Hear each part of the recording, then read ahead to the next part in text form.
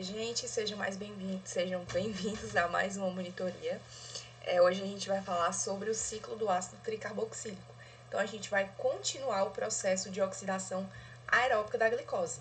Na monitoria passada, a gente falou sobre a glicólise, que em si é um processo anaeróbico, mas o piruvato, que é ali o produto final da glicólise, a depender ali da situação da célula, né, do organismo como um todo, de como está a demanda de ATP, a disponibilidade de oxigênio, esse piruvato ele tem dois destinos.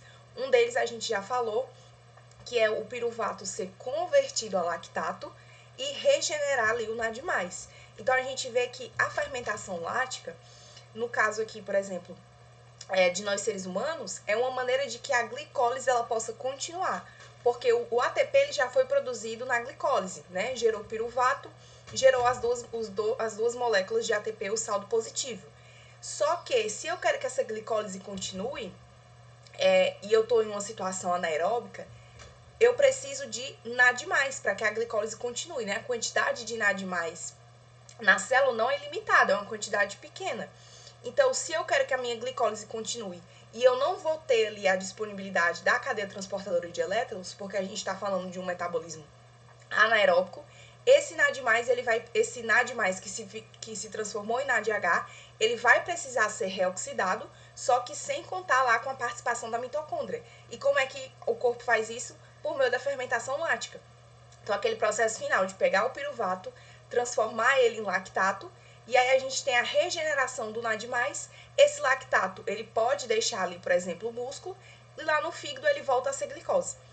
Então, a fermentação lática é uma maneira aí da gente conseguir produzir ATP de maneira anaeróbica, e ela vai o quê? Fazer a redução, a oxidação do NADH para voltar a ser NAD+, certo?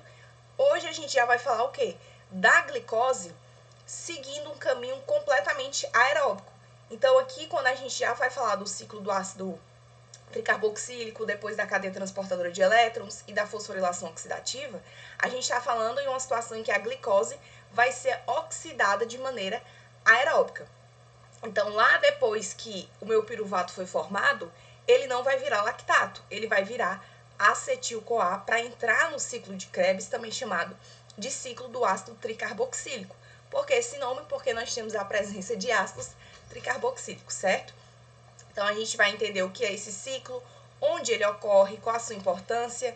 É importante que vocês tenham aquela visão, né? Conseguir identificar ali os nomes, o acetil-CoA, o oxalacetato, né? Você não pode achar que tem oxalacetato lá na glicólise. Então, você não pode se confundir, não necessariamente aqui decorar já de cara cada elementozinho do ciclo, mas alguns nomes é importante sim já lembrar, né? Pensar no acetil-CoA e já lembrar do ciclo de Krebs, esse tipo de coisa, certo? Então, em condições aeróbicas, a gente vai ter a conversão desse piruvato em acetil-CoA. Lembrando que quando a gente estava falando de glicólise, ela acontecia onde? No citosol, né? Não tinha participação de oxigênio, podia acontecer lá no citosol. Quando a gente já vai falar aqui do ciclo de Krebs, para depois ter a cadeia transportadora de elétrons, a gente vai ter esse ciclo de Krebs acontecendo no interior da mitocôndria, na matriz mitocondrial. Lembrando que a mitocôndria ela tem duas membranas, então a gente tem a matriz, a membrana interna, o espaço intermembrana e a membrana externa. O ciclo de Krebs acontece na matriz mitocondrial, enquanto a cadeia transportadora de elétrons ela está localizada na membrana interna da mitocôndria. Esse processo aqui de conversão do piruvato a acetil-CoA, deixa eu ver a imagenzinha aqui, ó, o piruvato se transformando em acetil-CoA, ele é irreversível e consiste na transferência do grupo acetila. Quando a gente está falando de acetila, acetil, é uma moléculazinha que vai ter 2 carbonos, certo? Proveniente da descarboxilação do piruvato. Então, lembra lá, no início da glicólise, eu tinha uma glicose e depois de todo aquele processo da glicólise, eu formei 2 piruvatos. Então, eu quebrei a glicose em 2. Então, cada piruvato ele tem quantos carbonos? 3. A acetil-CoA tem 2 carbonos. Então, por isso ó, o nome descarboxilação, tá perdendo ali um carbono, certo? A descarboxilação do piruvato e vai se juntar com a coenzima A. Então, piruvato, uma molécula de 3 carbonos, acetil-CoA, uma molécula com 2 carbonos. E nós vamos ter a enzima, né, que catalisa esse processo, o complexo piruvato desidrogenase. Por que o nome complexo? Porque a gente não tem só uma enzima. São, na verdade, 3, aqui o nome de cada uma delas, e essas enzimas estão associadas a cofatores. Então, a gente tem a tiamina pirofosfato, o ácido lipólico, a coenzima A, o FAD e o NAD, né? Que são derivados aí de vitaminas. Também aqui a gente tem tanto vitaminas do complexo B, como o ácido lipóico, que é um ácido graxo saturado. Então, mais uma vez, reforçando para vocês a importância, né? Por que a gente precisa de vitamina, por que a gente precisa de mineral? Porque diversas enzimas só vão funcionar plenamente na presença aí dessas vitaminas ou desses minerais, certo? Então, para a gente ver como é importante, principalmente as vitaminas do complexo B, no processo de produção de energia, né? No processo de produção de ATP. Aqui a gente tem a regulação do PDHC, não é o objetivo dessa aula, eu trouxe para ilustrar, mas, por exemplo, aqui, ó, o ATP, a presença de grandes quantidades de ATP, de acetil-CoA, de NADH, vão tornar esse complexo aqui inativo. Por quê?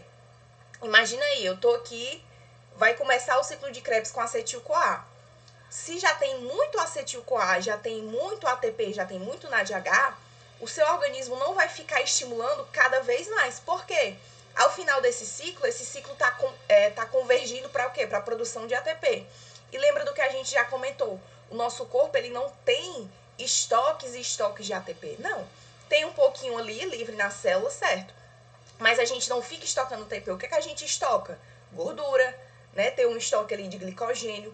Mas a produção do ATP, por isso que ela é contínua, porque produziu ali o suficiente para a célula, parou. Pega essa glicose ou esse ácido graxo e faz outra coisa. Então, quando a concentração de ATP começa a aumentar, esse ATP aqui, ele começa a inibir o quê? A ação dessa enzima.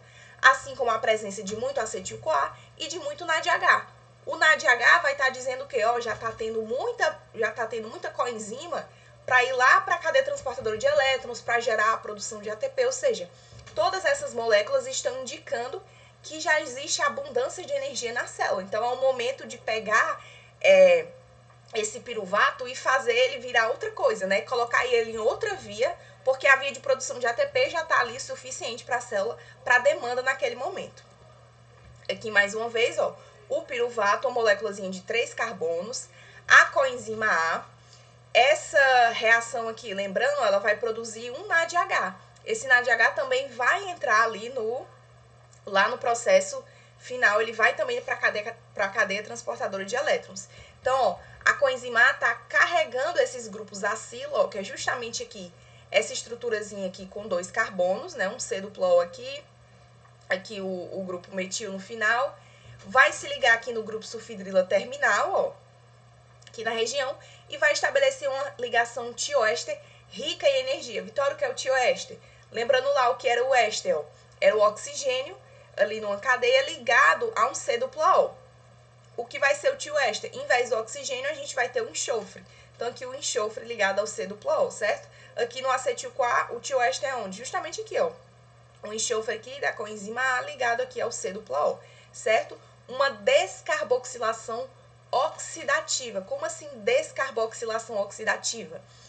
Eu tô perdendo o quê? Olha aqui, ó, CO2. Está sendo formado CO2 quando eu converto piruvato a acetil-CoA, ou seja, descarboxilação. Eu tô retirando ali carbono, certo? E oxidativa. Por quê? Eu também tô oxidando esse piruvato. Olha só quem tá aqui, NAD+. NAD+ é uma coenzima que faz o quê? Pega elétrons. Então, está tendo um processo de oxidação. O piruvato está sendo oxidado e o NAD+ está sendo, por sua vez, reduzido. Vai pegar 2 elétrons e um grupo hidrogênio, certo? E aqui, ó, o CO2